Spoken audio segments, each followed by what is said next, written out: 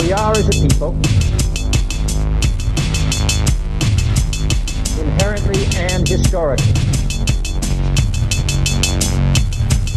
opposed to secret society, opposed to secret oaths, opposed to secret proceedings, secret proceedings.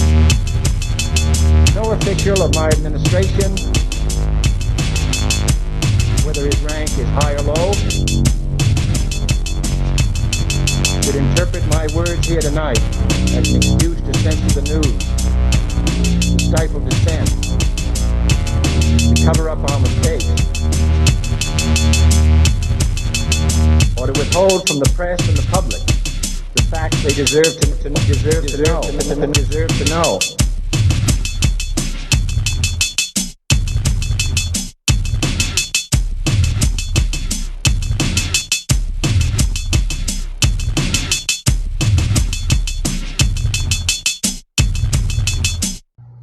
Welcome to Conspiracy Corner Podcast, everyone. This is Abe, your host. It is 6 a.m., February 5th, Saturday. Just got off work, pretty chill night, but we are super behind because basically every single person called in due to a snow day. And it actually wasn't as bad as everyone thought it was going to be. I mean, they called for state of emergency and everything, and it really wasn't that bad. Like, I could have went in that night. I wanted to respond to a follower, a listener, a fan of the channel, Cheesecake Mafia, on more spirit communication videos.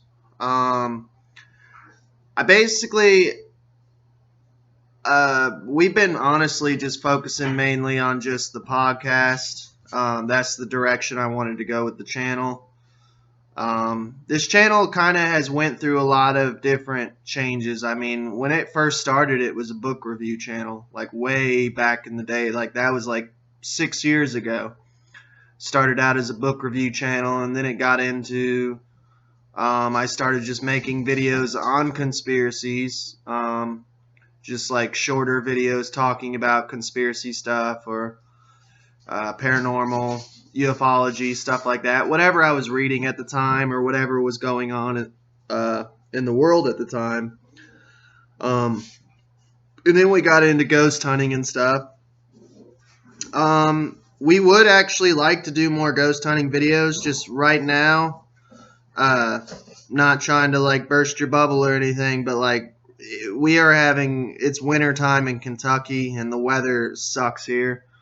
So that's honestly what's keeping us from ghost hunting and stuff right now. But I got your message, and I will keep that in mind. And we plan on during the summer, we are planning on going to Waverly Hills. So look forward to hopefully a video and maybe some slideshow with some photos and stuff like that when we go there. We plan on hopefully hitting up a haunted house during vacation in a town called, I think it's called Braxton.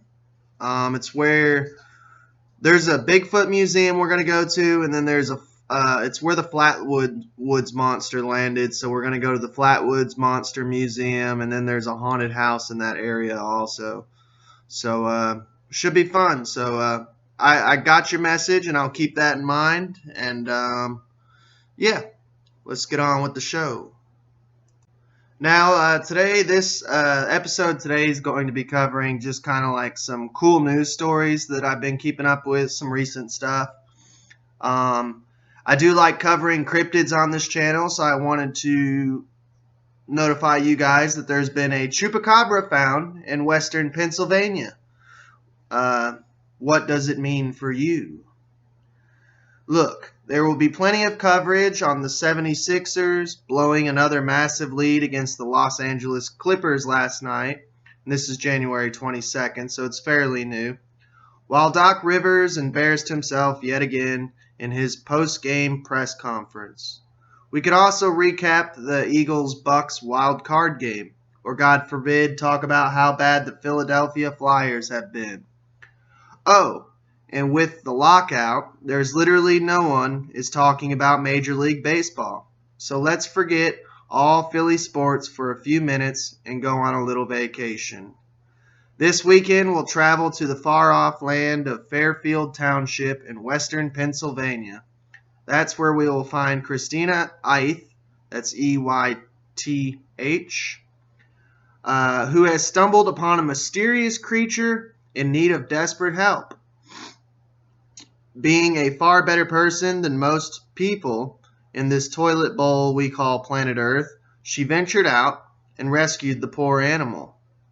While most of you probably tell me that this is a picture of a coyote with an unfortunate skin disease known as mange, I wouldn't be so sure.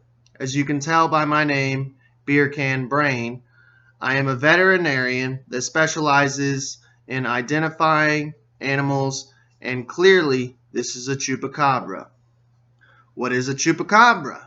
Chupacabras, or aka goat suckers, as their Spanish name means, are generally found on Twitter praising LeBron to an uncomfortable degree. They run in packs, typically with the stat sexuals that praise Jokic's LeBron metric and why that is the reason he's better than Joel Embiid. So I guess this dude's big in sports. Sorry, let's get back on track. There's a different type of chupacabra found in America's Southwest and Latin America that literally sucks the innards out of farm animals. The animal we see above, which you can look the picture up if you look the article up, is the latter of the kind of chupacabra. So how did a chupacabra make its way into Pennsylvania, and what does it mean for you? As a certified meteorologist and climate activist, this can likely be explained by climate change. Yeah, right. As weather patterns shift, which I do believe that there is such a thing as like cycles, climate cycles. But I believe it's just normal. I don't believe in global warming and all that jazz. Sorry! As weather patterns shift, we will likely to see more and more cryptids make their way from the west coast and deep south into more populated areas.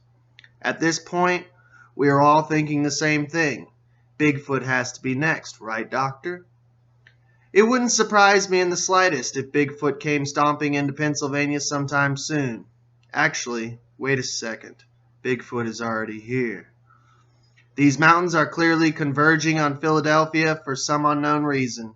I wouldn't be surprised if they were being drawn to the region by the 76ers Camden practice facility accidentally disturbing the natural habitat of the Jersey Devil.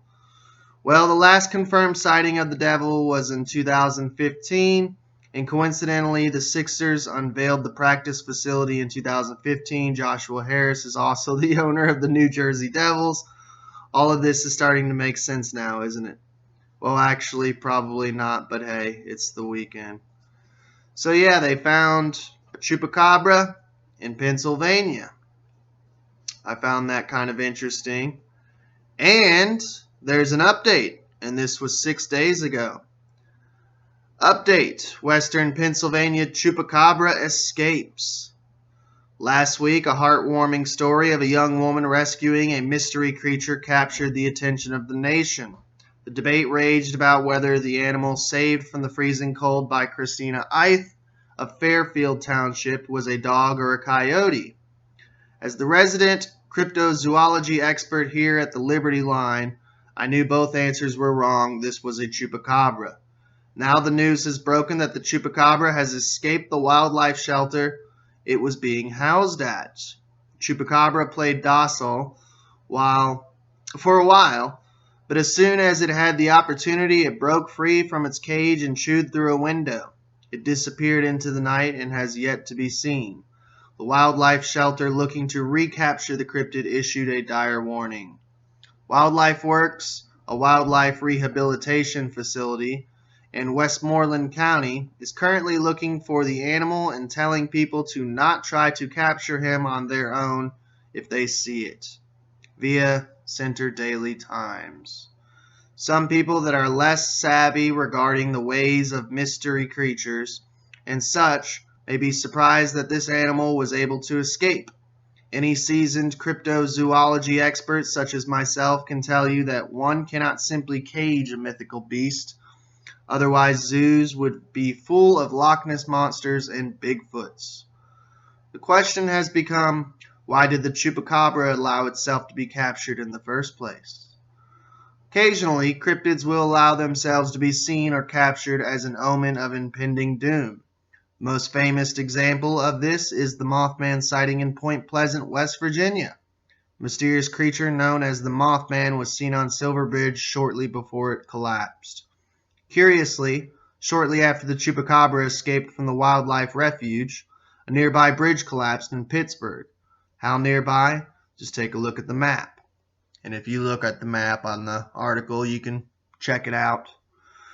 What does all of this mean? The chupacabra is clearly trying to steal the Mothman's act.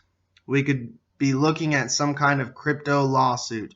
Thankfully, President Trump was wise enough to appoint ALF to a seat on the federal circuit court in case this sort of case popped up.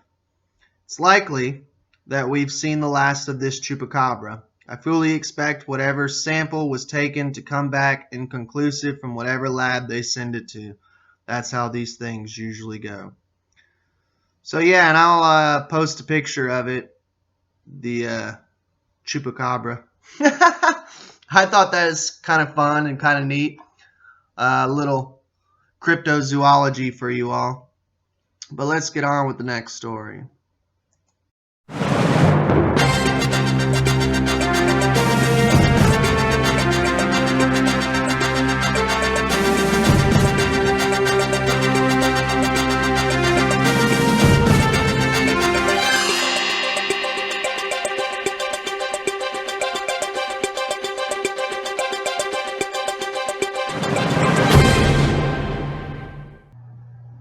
Now, as you guys know, I like to cover true crime too. And I came across, I guess, a recent 6th victim of a serial killer that I'd never heard of called the Doodler. So hopefully you find this interesting. Police ID possible 6th victim of San Francisco Doodler, serial killer who targeted gay men in the 1970s. He was nicknamed the Doodler after he told one of his victims he was attending art school and wanted to be a cartoonist.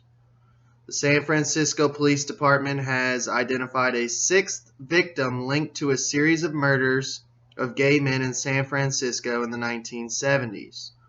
On Thursday, the department doubled the reward money from $100,000 to $200,000 for information leading to the identification, apprehension, and conviction of the serial killer dubbed the Doodler.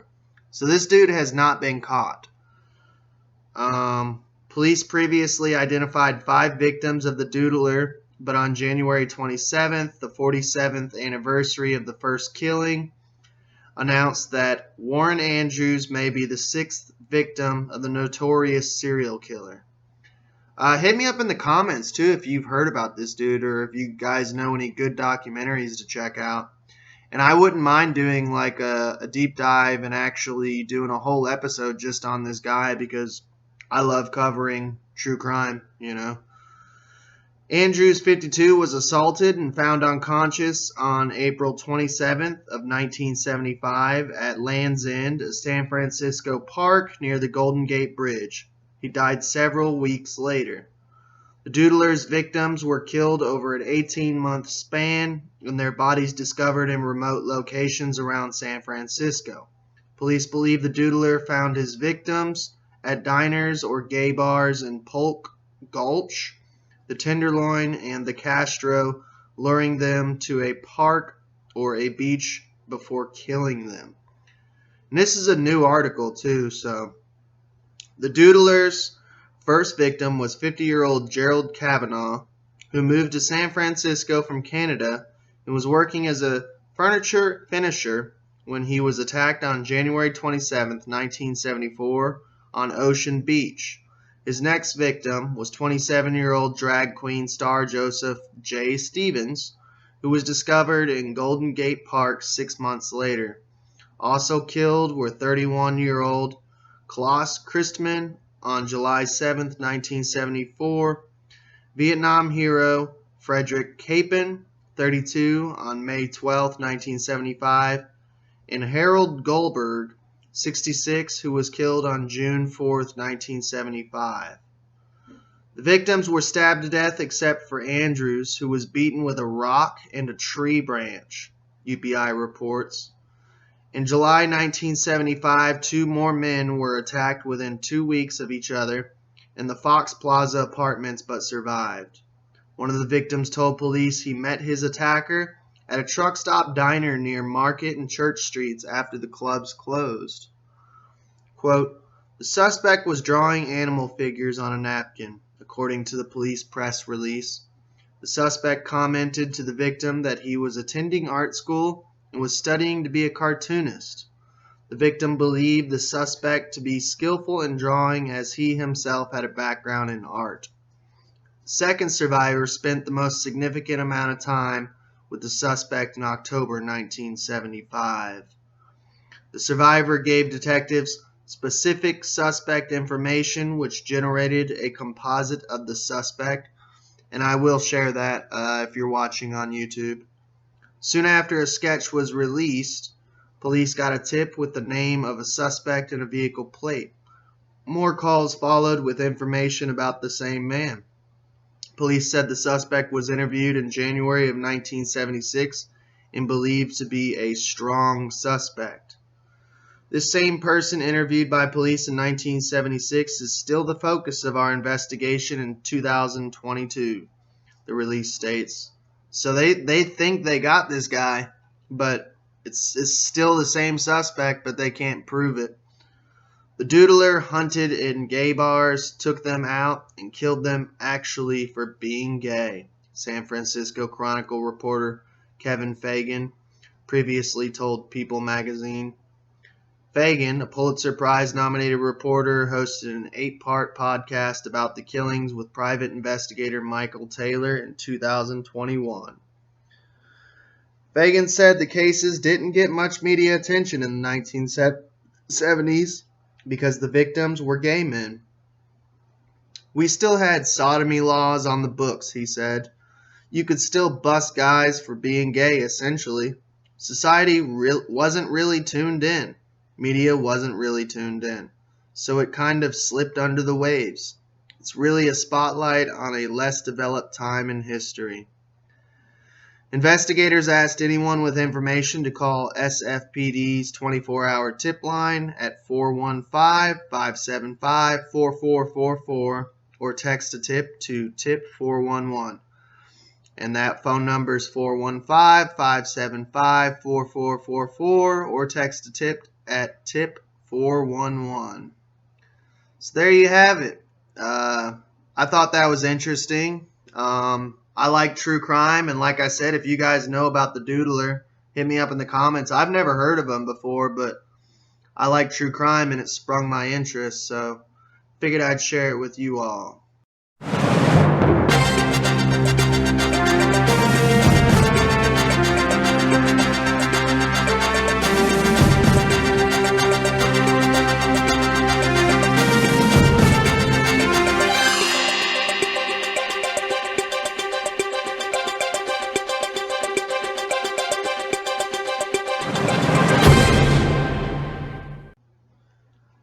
So let's check in with CNN, more of the downfall of CNN.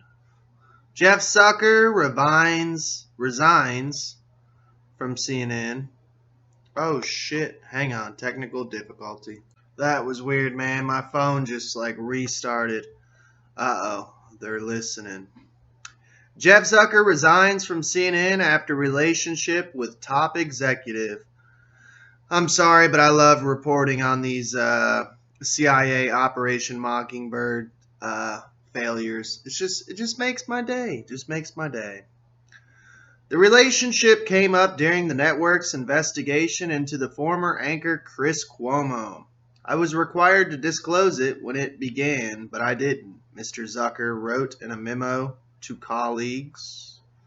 Jeff Zucker resigned on Wednesday as the president of CNN, departing one of the most powerful positions in American media after acknowledging that he had failed to disclose a romantic relationship with another senior executive at the network. The sudden end of Mr. Zucker's 9-year tenure stunned his newsroom and threw CNN's future into flux at a crucial moment. The network is about to introduce a high-stakes streaming service, and its parent company, Warner Media, is on the verge of being acquired by Discovery Incorporated. Mr. Zucker, 56, wrote in a memo on Wednesday that his relationship had come up during an internal investigation into the conduct of Chris Cuomo, the CNN anchor, who was fired in December over his involvement in the political affairs of his brother, former Governor Andrew M. Cuomo of New York. I was asked about a consensual relationship with my closest colleague, someone I have worked with for more than 20 years, Mr. Zucker wrote. I acknowledge the relationship evolved in recent years. I was required to disclose it, and when it began, I didn't. I was wrong. He was referring to Allison Gollust, CNN's executive vice president and one of the network's highest-ranking leaders, who said on Wednesday that she would remain at CNN. Jeff and I have been close friends and professional partners for over 20 years, Ms. Gollust wrote. Recently, our relationship changed during COVID. I regret that we didn't disclose it at the right time. Both Mr. Zucker and Ms. Gollust are divorced. Mr. Zucker is also leaving his role as Warner Media's chairman of news and sports. A leader in the television industry for 30 years, Mr. Zucker is the rare behind-the-scenes executive whose name recognition rivaled that of the anchors he oversees. He is perhaps best known for hiring Donald J. Trump to star in The Apprentice on NBC and then clashing with his one-time employee after Mr. Trump became a media-bashing politician who castigated CNN. You see that a lot, honestly, in news. Like I've said before, Tucker Carlson actually used to work for CNN, you know. They switch teams and shit like that, so nothing new. Don't get caught up in the left and right paradigm. But I do enjoy seeing CNN slowly fall apart. It is fun to watch. I hate Operation Mockingbird. In keeping with a career at the center of the news industry, Mr. Zucker's exit on Wednesday was entwined with another dramatic storyline, the downfall of the once powerful Cuomo brothers. Chris Cuomo has fiercely contested the terms of his departure from CNN, which has refused to pay the anchor severance or honor the remainder of his current contract. Saying he engaged in unethical conduct, Mr. Cuomo has retained the powerful Hollywood litigator Brian Friedman. In discussions with Warner Media lawyers, Mr. Cuomo's legal team raised the subject of Mr. Zucker's relationship with Ms. Gollust. According to two people briefed on the matter who spoke on the condition of anonymity to discuss private conversations. Early last week, both Mr. Zucker and Ms. Gollust were asked about their relationship by lawyers from Cravath, Swain, and Moore, a law firm that Warner Media had retained to investigate Mr. Cuomo's tenure at the network, according to two people briefed on internal deliberations. Lawyers from Cravath were interviewing CNN officials broadly about Mr. Cuomo's tenure and the events that led to his termination, in part because CNN executives believed the dispute could eventually lead to litigation. According to the two people who spoke on the condition of the anonymity to discuss company business, Mr. Cuomo's lawyers sent a letter asking CNN to preserve messages between Mr. Zucker, Ms. Gollust, Andrew Cuomo, and Andrew Cuomo's staff. Feel like, I don't know, that there's something deeper here. Well, Among other matters, days before Mr. Cuomo's firing, CNN had been informed of an accusation of sexual misconduct against the anchor by a former junior colleague at the network. Mr. Cuomo has denied the accusation. Warner Media's chief executive, Jason Kilar, spoke with Mr. Zucker after the interviews and informed the CNN president that he could not remain at the company. Two people briefed on their discussion said Mr. Zucker offered to stay on for a transition period as the network found a new leader, but Mr. Kilar rejected that suggestion, one of the people said. So he got fired. A hands-on manager who whispers in an anchor's earpieces and calls into the control room at odd hours, Mr. Zucker had been absent from his usual editorial calls in recent days, but even some of his closest confidants had no idea that he was on the verge of an exit. In the CNN newsroom, where Mr. Zucker commands fierce loyalty, journalists and producers, I can't believe they call him journalists, were left stunned. "This is an incredible loss," the anchor Allison Camerota said on a broadcast on Wednesday. "No, this is an incredible win." Sorry. "These are two consenting adults who are both executives. That they can't have a private relationship feels wrong." Mr. Zucker and Mr. Cuomo were once close. Mr. Zucker recruited the anchor to CNN from ABC News, and he stood by Mr. Cuomo for months, even after revelations that he had advised aides to Andrew Cuomo on how the governor could fend off a sexual harassment scandal, which we covered that. I might leave it if you're watching on YouTube. You can kind of catch up with the story of all this drama of basically the downfall of CNN is what we're watching. I covered CNN, I think, like 2 or 3 episodes. I'll leave both in the credits. If you're watching on YouTube, you can click on it and catch up with the story. Ms. Golest also has a connection to the Cuomo family. She served as communications director to Andrew Cuomo, then the governor, for 4 months in 2012 and 2013. But Mr. Zucker's support dwindled in December after more details emerged about Chris Cuomo's involvement, including efforts to uncover the status of articles at other news outlets. Mr. Kilar, who is based in Los Angeles, visited New York and Washington on Wednesday to address CNN executives, saying he had accepted Mr. Zucker's resignation. He announced that 3 executives, Michael Bass, Amy Entelis, and Ken Jotz, would jointly lead CNN on an interim basis through what he anticipated would be the close of the pending transaction with Discovery. So it sounds like they've been bought out.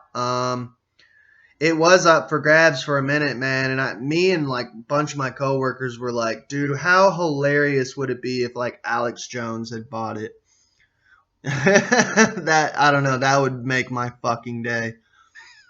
Mr. Kilar, a former head of Hulu, had been perceived as losing power to Mr. Zucker after the Discovery deal was announced. AT&T, the parent company of Warner Media, neglected to inform Mr. Kilar about the pending merger until shortly before it was announced, and he had been widely expected to leave once it was completed. Mr. Zucker is close friends with David Zaslav, the Discovery chief executive, who is poised to be the leader of the newly combined company. AT&T is run by John Stankey. I kid you not, Stanky is his name, who was Mr. Zucker's boss and the head of Warner Media from June 2018 through April 2020. Representatives for both AT&T and Discovery declined to comment. Mr. Zucker rose to prominence in the early 1990s when he became the wonderkind executive producer of NBC's Today show and made stars of Matt Lawyer, Katie Couric. He became chief executive of NBC Universal in 2007 before he was ousted from the company in 2010.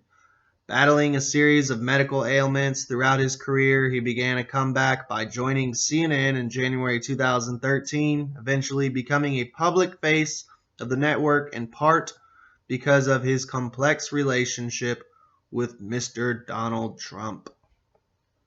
CNN was criticized during the 2016 presidential campaign for granting enormous amounts of airtime to speeches by Mr. Trump.